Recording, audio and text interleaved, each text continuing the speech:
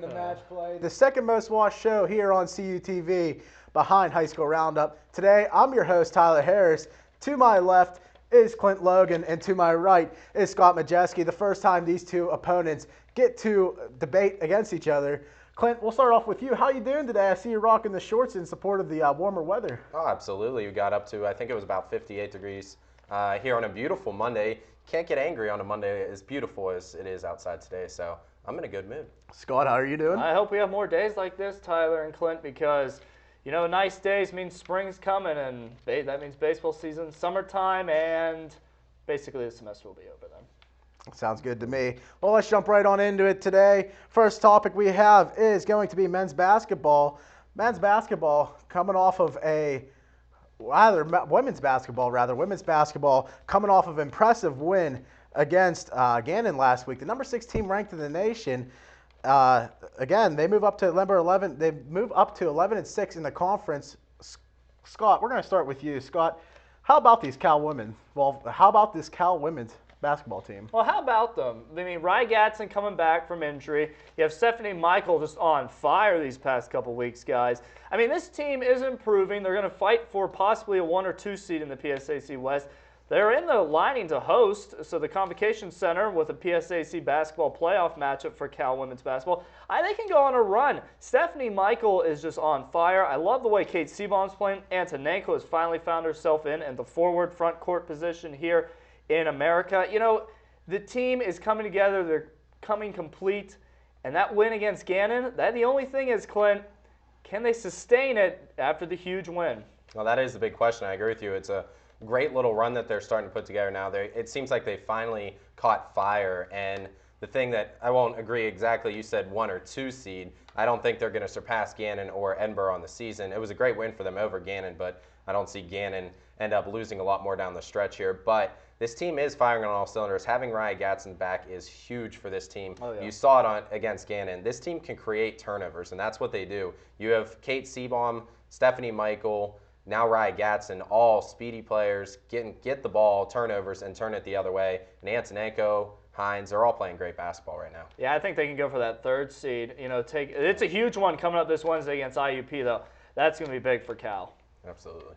Again, as you said, Scott, IUP, the next opponent, it's going to be a tough one for the Vulcans. Moving on now, we're going to go to the men's basketball, losing pretty harshly to Gannon, 56-53. It was a close one, but definitely an important one nonetheless. Jackie Bick and Williams both scoring 11 points in that bout. Clint, we'll give it to you. What do they need to do in order to make it far in this PSAC tournament, if they do it all? Well, there's a couple things that they could do. I think they have the right rotation set in. Bill Brown's got his starting 5, and I like the fact that Chris Williams is in there. Art Cook really hasn't done too much recently in that starting 5, but I think he's a better Jeremy Posey when you match those two up next to each other. Me and Scott have mentioned, when you have Tynell Fortune and Jake Jakubic on the floor, that's when things can start happening. You have Keith Lowe out there and Harding as well. And those are your basic 4. You can put any big man down there, whether it's Mitchell Whedon, Anthony Lytle, any of them coming in, Chris Williams, as I mentioned. But this team, it's like they're on their right groove right now. And we've seen them the last 3 games. They've lost 2 games on last second shots, basically, out of the last 3. So the team's just got to keep doing what they're doing right now. I think they're just catching themselves late in these games. If they can just get up early, I think maybe they can hold it out, but I like what they're doing right now on the floor. You need to start getting consistent play from Anthony Lytle, Mitchell Whedon. By far, they're your 2 big guys down low, and they are not playing consistent basketball down low. And to make a run in the PSAC, you need those good, solid rebounds. Quentin Harding's one of the best rebounders in the PSAC. Just skies up there and reaches it down, pulls it down with one arm. Chris Williams, like we said, has played great this year. Jake Jakubic, Tynell Fortune, when they're on the floor together, they're clicking on all cylinders. I like it when the team has the athletic 5 out there with Keith Lowe, Jakubic, Fortune, Harding, and then add Chris Williams into that mix too. That's when the team's clicking the most. I'd like to see them go to that. They got a tough one, though, against IUP, at IUP, the KCAC, but they always play well there. That they do, Scott. It's going to be an interesting matchup again, not only for the women's, but for the men's as well. Yep. We're going to move on to our next topic, something different. Women's softball finally getting their stride in, getting to play some tournament action down in North Carolina, going 5-0, 2 of the games of which were actually run-ruled. So, Clint, we'll let you have it. Actually, no, we're going to let Scott have it because Clint had it last one. Scott, we'll let you have it. What do you expect from this women's softball team? Well, the Cal women's softball team has always been very good in these 4 years I've been here. They've always been consistently strong, very highly preseason ranked in the PSAC West. The duo freshman that made the all-tournament team down there in North Carolina has been phenomenal. Sagal, and the other name's escaping me right now. It starts with an E. I'll look down at my sheet. It starts with an R, actually, Rakoff. I guess that's how you say it. I don't really know. I'm not too great with the Chartiers Valley names, but on the other hand, though, they're always a good team, Clint. I like to see, because it's right up there at Roman Park, Lily Field, good to see some competitive softball, and I hope we can cover more games here on this network. I'm sure we will, and I'm excited to go see it as well. And as you mentioned, just a great run for them, a great start to the season at 5-0, really, too. And I like the pieces that they have in place, too, especially Alex Sagal, who's the freshman, one of the two you mentioned, Reinkoff, the other one, the first baseman, who's also a pitcher, which is great to have those utility players that you can filter in there. But Reinkoff's got a lot of power, too, and that's really going to help this California offense. The pitching's there for him, too. I mean, Sagal going 2-0 and a .68 ERA. Down in that tournament, great statistic, great start for her and the pitching. And I like the 1-2 kind of combination. I'm not sure if they still have Spancake sitting there in the 2, but I like what I saw from her pitching last season when we were out there at Lily Field covering some games. She's a really dominant pitcher, and then you get that freshman in Sagal. You got a dangerous little rotation going on up there for this Cal women's team. And always exciting up there at Lily Field. A lot of power. They can hit the ball out of the park. Absolutely. Sagal also getting a solo home run in that tournament down there. It's going to be interesting to see them play this upcoming spring. We're going to move on now to the fan topic. The fan topic this week, you can always go onto our Facebook page. Let us know a question that you have. It could be anything about sports. It could be absolutely anything at all. However, we didn't have one this week, so I, the host, get to pick one.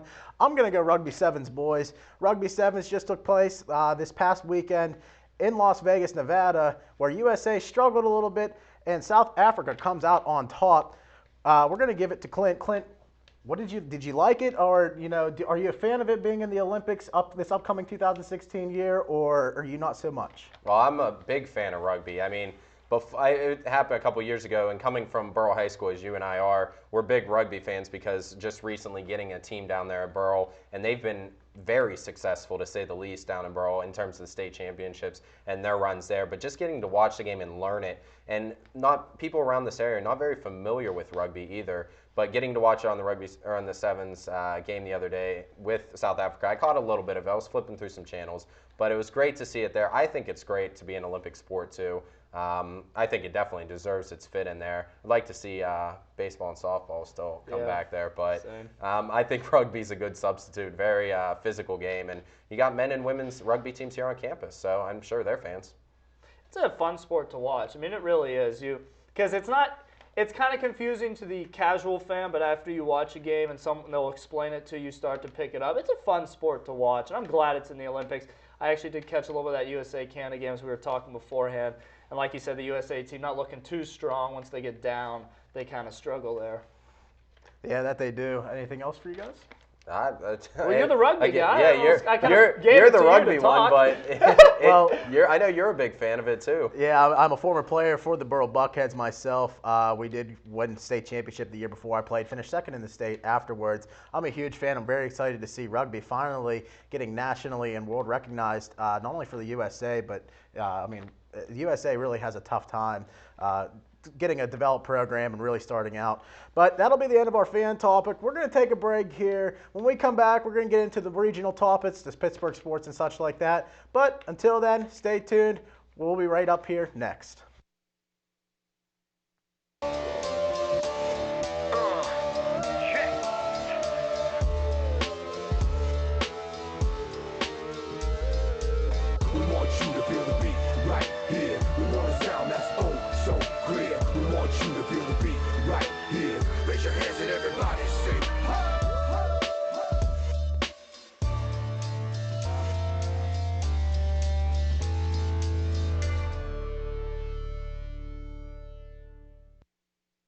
Welcome back here to Match Play, the second most watched show on CUTV. We're going to jump right back onto the regional topics. The Penguins are first up on the plate. Penguins winning 5 straight, but just this weekend losing 2 in a row to a tough New Jersey Devils team. I mean, what else can you say? The next game coming up against Ottawa. Clint, we're going to throw it to you. Should Pens fans worry, or should we be all right? I don't think they should worry at all. It's just a tough little 2-game stretch. They're having their troubles with the Devils. Everyone's having trouble starting off the season, unless you're the Chicago Blackhawks or San Jose. But San Jose is starting to reel off a couple losses as well. But, I mean, you're getting some moving pieces in here, too. We just sent Lovejoy over to Anaheim. You just bring up Dylan Reese. I mean, there's a lot of different pieces coming in. Boychuk now trying to work his way, trying to get familiar with Malkin and Neal on that second line. Neal's the only one that's really been coming through big time for this Pens team. And it's difficult to say, but at this point, Pens fans shouldn't be worrying at all. I still think this team's very good. Yes, Vokoun lost to the Devils. Fleury lost to the Devils just the game before. But that's Vokoun's first loss, I think. So, I mean, the goaltending, it's not something to worry about either. Well, a lot of teams have actually been losing to the Devils to start this early season. They're one of the better teams in the Eastern Conference, but teams match up against teams very well, and the Devils have matched up against the Penguins very well this season. But there's no reason to get concerned. Once the playoffs come around, we saw how great the Penguins did in the regular season, struggled in the playoffs. You saw what the LA Kings did last year. No reason to worry. I mean, you just look around. I actually got to listen to the game on the radio a little bit last night, and I got to hear Mike Lang actually talk about Evgeny Malkin not being the same since Anton Volchenkov had a nice hit a couple weeks ago on him. And who better to hear it from than Mike Lang, who's been covering the Penguins for years. So maybe there's concern there, but Evgeny will find it. This team, it's fine. Two losses. It's fine. It's fine. They're fine. They just came off a 5-game winning streak. They're fine. I think you're right on that one, Scott. Pens are looking pretty impressive this year. We'll see how they match up against those tough New Jersey Devils later on in the season. Yeah. We're going to move on to a different topic here, the Paterno Free Report. The report was released last July in 2012. Paterno's family finally responding to it, in particular Sue Paterno, Joe Paterno's widowed wife. We're going to send it to Scott on this one. How about this report, and what do you feel about Sue's response to it? Well, there's nothing that should surprise anybody in this report. I mean, when I heard they were going to make a release statement, everyone pretty much assumed, and they did. They defended Joe Paterno and everything. Nothing really to point out big from this that surprises anyone. I mean, the Free's response to the Paterno report is, I still stand by everything I say. But interesting coming from this, though, is Nike's CEO, Phil Knight, is now backing the Paternos after this. So that's strange. After he just cut away Joe Paterno during the Free report in July. My question, though, is why did this take all the way to February when the response could have happened in August, could have happened in September? Heck, it could have happened 2 days after the report came out in July. Coming from a Penn State family, it's tough to see this, and it doesn't help out Penn State at all, the university. So, Clint, it's tough to see, but you got to wonder why this came out in February and not earlier. Yeah, I feel like if anything, it should have definitely come out earlier. I've been following the story to a degree. I mean, you can only hear so many stories coming out about this scandal and everything, and especially after Joe Paterno's death and everything and how sad it was. But I've seen multiple reports, and again, all this response really does to the Free report. They're just trying to clear Joe Pa's name. Yeah. And really, it's nothing else. Mm-hmm. And there are attempts at it. And as you mentioned, the Nike owner, Knight, he's flip-flopping on all that. I mean, you can look into that stuff. But again, I think this should just be the time that these things shouldn't be coming out. It should just be let the victims recover from everything that's happened. Let Penn State as a university just get through this and let them move on.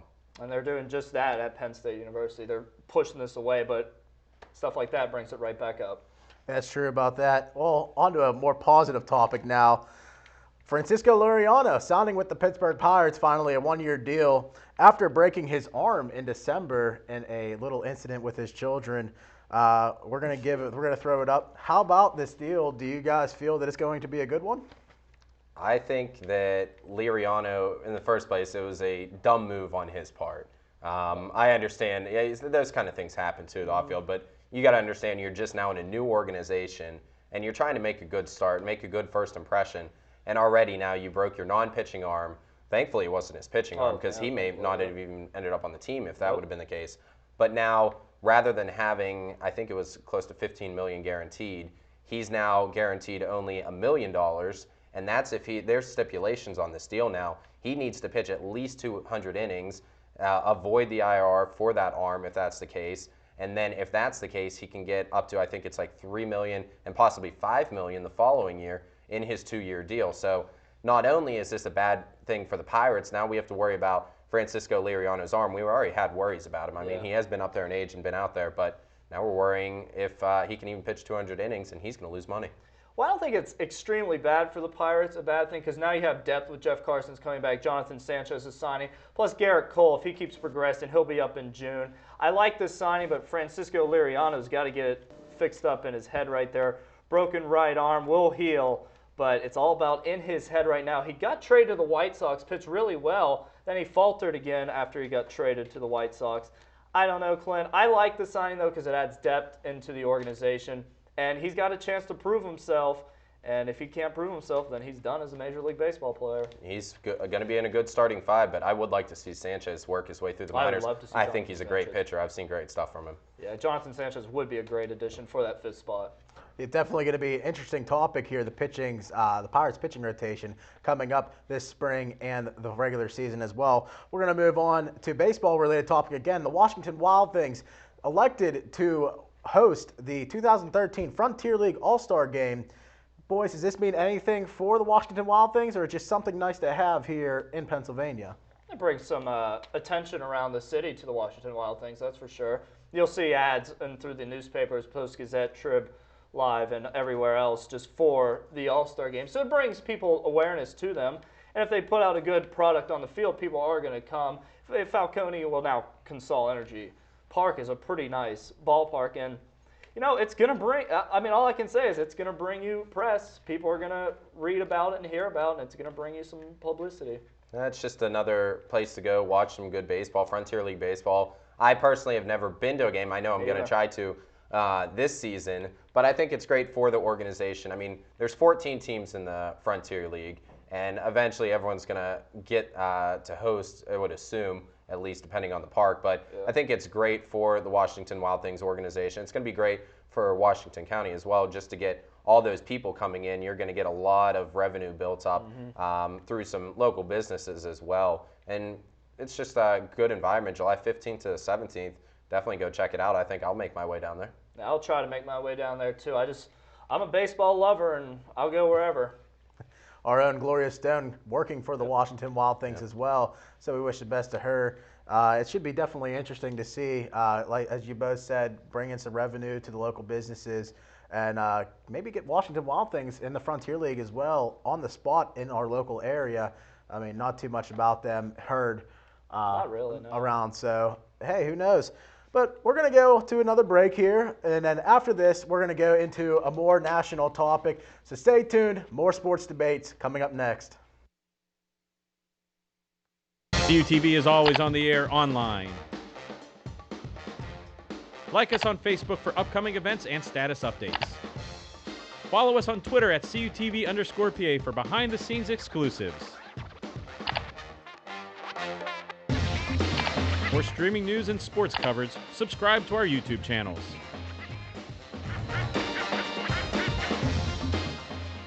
CUTV social media. It's always online. Welcome back here to Match Play, as we're getting into the more American topics.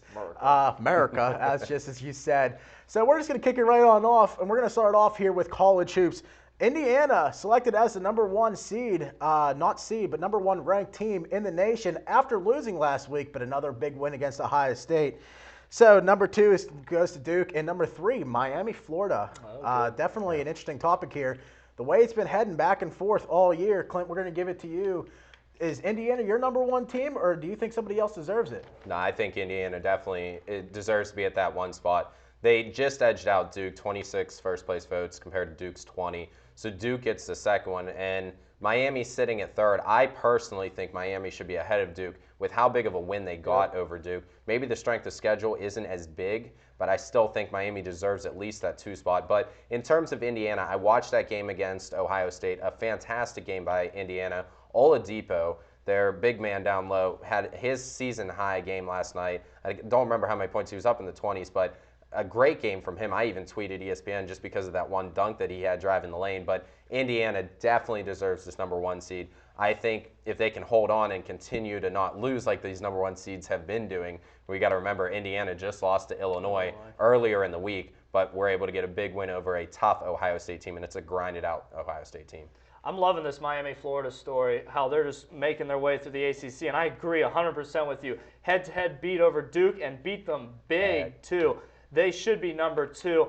I like Indiana, though, at #1, though. You beat Michigan #3, then you go on and beat Ohio State to a nice bounce-back win, because Ohio State's a very good program of basketball, college basketball, that's for sure. And they're good this year, too. But, you know, the basketball, college basketball, D1, it's all heating up right there. Everyone's making their statement to get in the NCAA tournament right now. And how about Kansas also? Yes. They lose 3 straight. Pitt moves up to 16. Kansas at 14. But there's a lot of movement, and there's a lot of good basketball still to be played. I'm excited already for March Madness. Absolutely. Gonzaga, only a 2-loss team right now. They're creeping their way up there as well. It'll definitely be an interesting rest of the season here in college basketball. But we're going to move on to the professional basketball in the NBA. Rajon Rondo. Trade rumors are going around after his injury, but Celtics not worried. 6-0 after his injury. Scott, we're going to let you have it. You know, how's it looking for the Celtics? Should they get rid of him or should they try to keep him? Well, I heard some rumors that they're going to try to make a deal with the Sacramento Kings because they're moving to Seattle, and why not start a new franchise with a good franchise player like Rajon Rondo? But if Rondo doesn't go anywhere, keep him. I know you don't want to mess up the chemistry, but he's one of the best point guards in the NBA. Keep him. I like it, though. I like what the Celtics are doing. I like how they're rolling, and I don't want to see Kevin Garnett go. He said he wants to stay and retire as a Celtic. Clint, you're the NBA expert, but all I'm going to say is there's trade rumors between Sacramento Kings and Boston for Tyreke Evans from Sacramento. I don't know about it, though. I'd keep Rajon Rondo there because someone's got to cover Dwayne Wade on Miami Heat. Well, I'm no expert on it, but I am an avid follower of the NBA. And in this case, Boston's doing a great thing over there. You lose Rajon Rondo for what looks to be the entire season from what they're saying, and they've really just stepped it up in the absence of him. Now, I think the Celtics seems possibly better without him because you see a lot more ball movement on the floor because when Rondo's out there, he'll drive the lane, he'll create the openings, but you're not seeing the other Celtics move around and get their own shot openings. So in that respect, I think maybe they'd be better off without him, but he's your young nucleus. He's your youngest star on that team. I don't know how much longer Paul Pierce and Kevin Garnett will be there. The trades for Kevin Garnett have been talked about, possibly him going to the Clippers. But if anything, if there's going to be a trade in Boston, I think Garnett will go out before Rajon Rondo, even though Garnett would rather stay. Mm-hmm. But again, I still think they need to keep Rajon Rondo in there. Don't focus on him. Just focus on him getting healthier. I'll give some love to my Spurs, doing very hot in the Western Conference. Definitely an interesting topic of conversation up there in Boston. But we're going to move on to something else. The NHL, finally going to get some NHL action in here other than the Penguins. Grabowski and Pacioretty both getting into a little post-play scuffle where Pacioretty gets bit by Grabowski. Definitely an interesting situation. Clint, I'll let you have it. Clint, I mean, does he deserve a suspension or a fine or anything like that? No, he does not, in my opinion. Yes, you can look at it as childish. You can look at it as not right for the sport of hockey. But in Grabowski's defense, you got to look. Pacioretty's got his hand all up in his face. Now, if I'm involved in a scrum and you have someone just face washing you in a scrum of that manner, as I saw in the replay of it, you're going to do anything you can to get him out of there. And when your hands are tied up down low, if someone's putting their hand right in your face, you're going to bite them. I mean, I don't agree with it. I probably wouldn't bite him if it was me, but I don't think Grabowski should be fined in this situation or suspended. We saw it with Hartnell before a couple years ago. I think he bit Letang. But, again, we didn't see it in the finals. There was an incident like that last year. I don't think we should see it here. There should be, in my opinion, there should be a fine, if not maybe a one-game suspension of some sort. Because biting is something you got to take out of all sports. It's not human. It's animal-like. But, you know, for your defense of what you were saying, a finger can get in the mouth and you won't know about it, and you might be yelling or talking and you just bite down. You don't realize you have a finger in your mouth because of the scrums that go on in hockey. Guys lose their gloves because they want to drop them and fight and face washings happen and get it right in the mouth, it's tough, but I think you should get a suspension, possible fine. I disagree. I don't think that biting should be out of all sports because I think Joey Chestnut would be in trouble if we're talking competitive hot dog eating. Come on, people, that's a sport. That is true. You're right.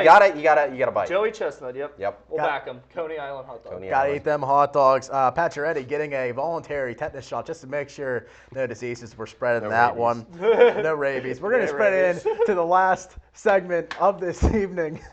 And it's going to be the pitchers and catchers reporting for the MLB. Everybody, except for a few teams, some teams reporting tomorrow, Tuesday.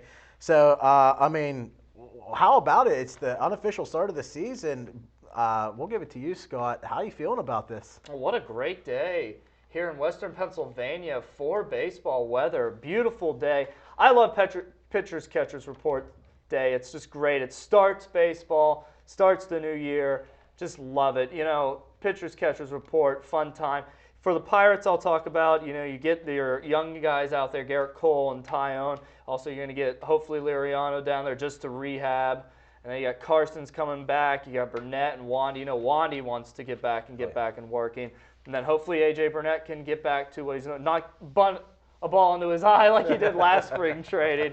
But hopefully it's going to be a fun, and, you know, everyone around enjoys it. In Pittsburgh, we're not really care for it that much because we've had 20 years of losing. Yeah. But in cities like Boston and New York, St. Louis especially, they love this day. They treat it like it's Christmas. It basically is Christmas. It's the only holiday in February. Valentine's Day doesn't count. It's Pitchers and Catchers Report Day. That is the holiday here in February.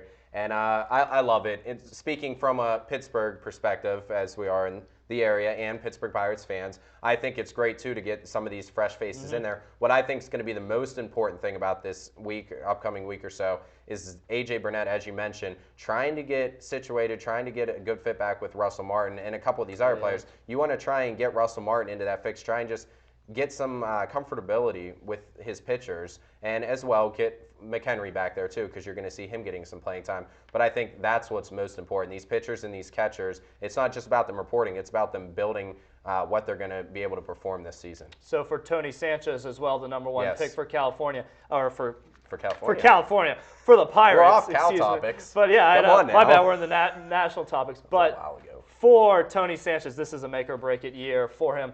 Though he probably won't make the MLB club out of spring training, but he might be a call-up. You never know. I could see him more off the trade, but... Well, trade bait, too, either way. Yeah. Hope is high here in Pittsburgh. Everyone's getting excited. We want, as well as the rest of Pittsburgh, wants the Pirates to finally hit that 500 mark and even maybe a postseason run. But that's going to do it for us here on Match Play. Log on to Facebook. Vote for our winners here, either Sir Scott or Sir Clint. Sir? Sir, we'll give you guys sirs. We've been knighted. Why not? Been knighted. Well, regardless, pick your winner, and maybe even the host. Give the host a little shout out. But that's going to do it for us here on CUTV. Like I said, go on Facebook, vote for your winners, and give us maybe even a fan topic or two. We love to have those in here. For Tyler Harris, for Clint Logan, and Scott Majesky, I'm Tyler Harris. You guys have yourself a good evening. Thanks for watching.